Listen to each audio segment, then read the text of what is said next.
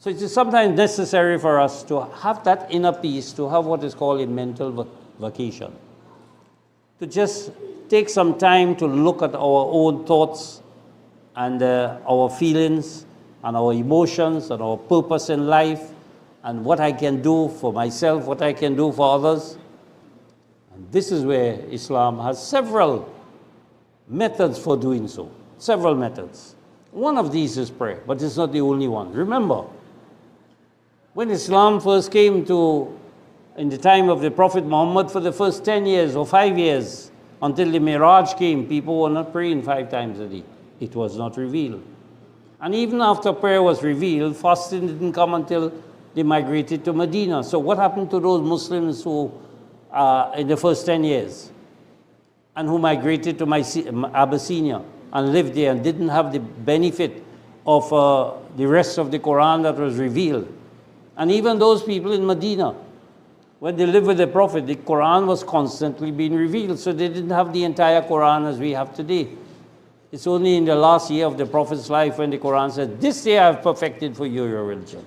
Does it mean, therefore, that after that verse of the Quran was revealed, then Islam became perfect? Then you could follow Islam? And those who lived and died for this religion before, who may not have fasted, who may not have performed pilgrimage, who may not have paid zakat, but they had faith in Allah. They developed the attributes of Allah within their lives and sacrificed their lives for it. That is why they were called more than Muslims. They were mu'mins. They were believers. They were those who had that inner peace in spite of the severe opposition that they had. So salah means really to manage your time, to give some thoughts to yourself, to your own thoughts. We note that people are creatures of habit. They get up at the same time every day. They make the same meal. Every morning you have breakfast, you have lunch, and you have dinner. You drive the same route to work. We are creatures of a habit. Similarly, you get up. We have our time when we'll pray. We fix that time. Whatever time during the day, whether with the Jamaat or in our homes. Sometimes we get up and the morning rush makes you unhappy throughout the day because you're so rushing, and then you become sad and unhappy. So the purpose of prayer, and this is only one method. There are other methods. People may not pray as often, but they are charitable, they are kind, they want to do things in the community and society. That is also a means of developing your personality. Prayer is not the only way. So prayer, however, practices the prayer practices. What we have to do in prayer really distance you from the things that negatively impact your day and help you to feel more calm and at peace. So you put everything out of your mind and you come to your place of prayer, whether mosque or home, and your mind is completely away from anything that is impacting your life, just focusing on your thoughts, on your Creator, on your self-development. And so the Quran says you have to be constant in your prayer. Be constant in prayers. In chapter 23, verse 9, it says this: just as every day you're constant, every day you go to work, every day you prepare meals, every day you work in the garden, or you watch news, or you read newspapers, you check social media and so on. We have regular habits. Prayer can be one of those. Even if you pray once a day or twice a day, or just Isha prayer, anytime. But prayer is important for us, and we are free to do so at any time, anyway. So that the Quran points out to us, when it comes to prayer, that Allah's attributes are unseen. Allah's attributes are forgiveness, kindness, mercy, charity, patience, all of these things, truth and justice. These are not physical things. They are unseen. We can't see them with our physical eye. And we are likely to forget that they are there, that these are important things in our lives for us to develop. So prayer removes this defect and reminds us that Allah's presence is there throughout the day, as well as during the long hours of the night. The Quran tells us this. So prayer reminds us of Allah because our thoughts are on Him.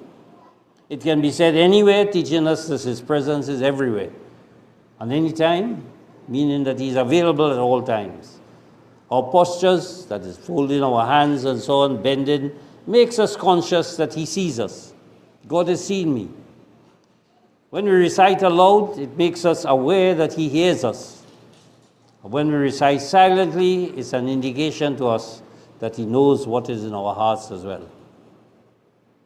So everything we have in prayer has a purpose. So prayer therefore unveils Allah and His attributes. And the way to lift the veil between man, the human being, and Allah is through prayer. Because we can focus and concentrate and put our thoughts on how I can utilize and develop the attributes of Allah in revitalizing myself and my life. So the Quran says, Ya ayyuhallazina amanu, attain inner peace, be calm. We know any situation you have in life, particularly challenges, the first principle is be calm. The moment you get excited and you rush and you become frustrated and so on, it becomes difficult to manage. You become the problem rather than trying to help others. If you see a fire and instead of, or you see an accident and you faint, instead of trying to help, it's better you stay away, because when you faint, people have to attend to you now. Those people could have been helping the victims in that particular situation. So the Quran says, take precaution with Allah's attributes. Ittaqullah. And what are the attributes of Allah? Take precaution, be careful, using patience and wisdom. These are attributes of Allah. It's not only love and forgiveness and kindness and charity, patience and wisdom. Allah is Hakim. We have to use those attributes of Allah in our lives. And so pay careful attention about proposals for the near future. وَلْتَنْزُرْ نَفْسٌ مَا قَدَّمَتْ لِغَدْ means you have to make decisions. You have just identified a particular issue in your life, a problem, a misdeed, a financial problem, a traumatic experience. You just learned that you are perhaps going on a path that can affect your health, and you have to make certain decisions. So be careful of the proposals that you have to make. What steps to take?